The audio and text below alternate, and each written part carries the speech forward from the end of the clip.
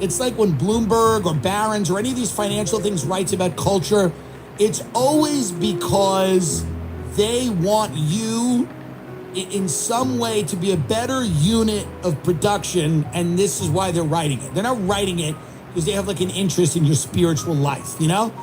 You know that article that came out where they were like, you don't need dining rooms, the dining room's going out of style. Who needs hallways, you know? Just have a door from one room to the next. Like, they're doing that so you get used to less and less. And you walk into a house one day that's gonna look like a shelter, and you go, that's fine, because I read that no one needs dining rooms anymore.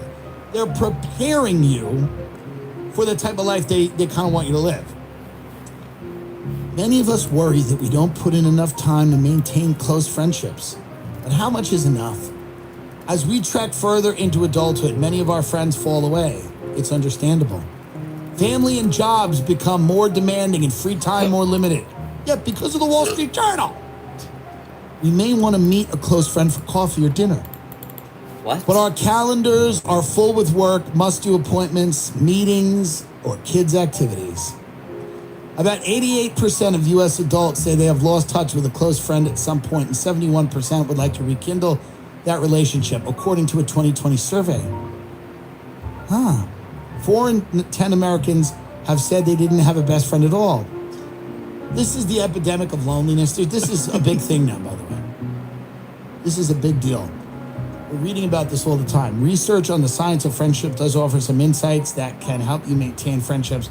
Among the lessons, be realistic about how many good friendships you can reasonably maintain.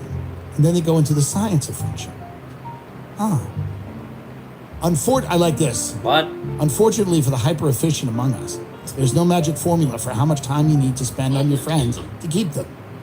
Can you imagine the sickness of this art, like the insanity of this article? How insane this is. This is a sentence I'm going to read again. This is in the Wall Street Journal. Someone printed this in the Wall Street Journal. This is not like a paper that is, you know, you line a litter box with it. It's the Wall Street Journal. Unfortunately for the hyper-efficient among us, there's no magic formula for how much time you need to spend on your friends to keep them. What? Each friendship and friend is unique and thrives or withers depending on how we interact. No way. Hey, thanks, guys. Thanks so much.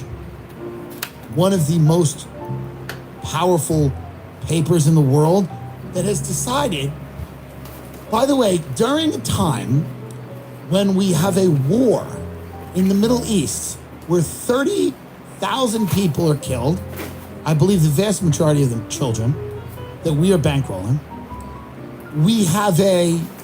We're about to go to war with the Yemeni Houthi rebels or whatever. The global balance of power is shifting and realigning all the time. We're now in $34 trillion worth of debt as a country. The Wall Street Journal, a paper who's created a lot of these problems, is writing about buddies. They're writing articles about your buddy and where's my buddy go? Hey, they're killing children in Gaza right now at a pace that is like even Jewish people now are going, hey, God. They're choosing to write about where's your buddy go? Did your buddy leave? Where did your buddy go? Your buddy got on a different bus and he moved to a different town. This is written for 5-year-olds. What's happening